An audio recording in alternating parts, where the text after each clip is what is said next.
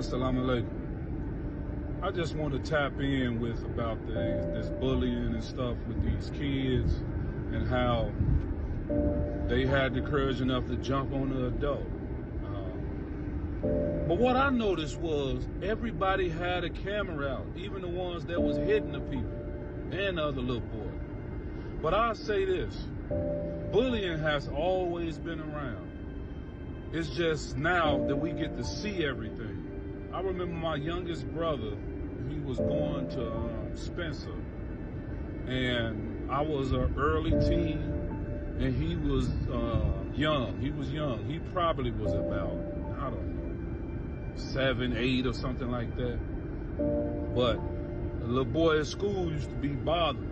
And he wasn't even in his class. He was an older kid, probably about 12 or something, or 13. But I go up to the school this time. And when I went up to the school, my little brother tell me, like, that's him right there. So I walked off a little bit so he won't see me over there. So he walked up to call himself, start messing with my little brother. So I walked up to him and smacked the dog mess out of him. Yeah, I did it. I was a kid too. I did it. I didn't care who they was with or whatever. You messing with my little brother. So I smacked the dog mess out that boy.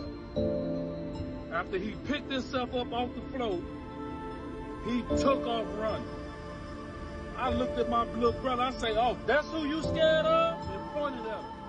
My little brother looked at him like, I thought he was tough. He couldn't even say nothing. He just looked at him in amazement that this boy terrorizing everybody just got the dog mess slapped out of him and he ain't do nothing. So that's what a lot of these bullies is. I done had to deal with maybe, well, it wasn't no bully. We just got into it. But other than that, I didn't have to deal with no lot of bullies because I was one of the ones, I'm going to go all the way out if you want to mess with me. I'm going to take it there. So a lot of times people just left me alone. But you have to let these kids figure this stuff out. And the parents, you know, we always say it's the parents, it's the parents. Yes, it is. It is the parents because ultimately they're the ones that's in control of this stuff. Ultimately, it's them. However, they can't watch these kids 24/7. You got social media, you got their friends, you got all types of stuff, especially when you see adults or teenage adults, but you see adults in their 30s recording fights. What you think these kids, they see that all the time. So the next time we think about that and look at these kids, we gotta look at ourselves. We let them dance to Sexy Red. They shouldn't be listening to that. You 8, 9 years old, come out twerking and you twerking, you watching the baby girl twerk. She's 9 and you tap her on the butt. Something should be wrong with that. But let's look at everything, not just the parents, because it is ultimately the parents' fault. They should know where their kids are.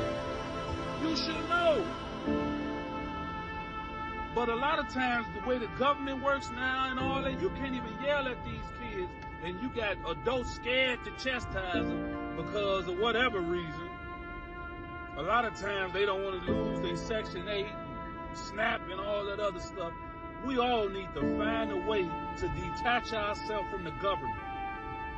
I'm detached. All they do is tax me for everything, and I'm nowhere near rich.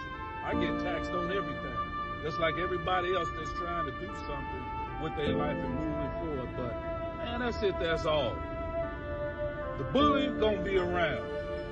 But the parents and the brothers and all uncles and all that, aunties, y'all doing this stuff too. You got these kids watching y'all video each other, beating each other up, always talking about your ops and all this other stuff. You think it's funny, but these kids watching. That's all that is. Everybody want to kill the kids, throw them in the garbage can. But who's speaking up for them? Who protecting them from all this nonsense that's on social media and what they grow up with in their neighborhood and in their household? That's it, that's all. Peace and blessings.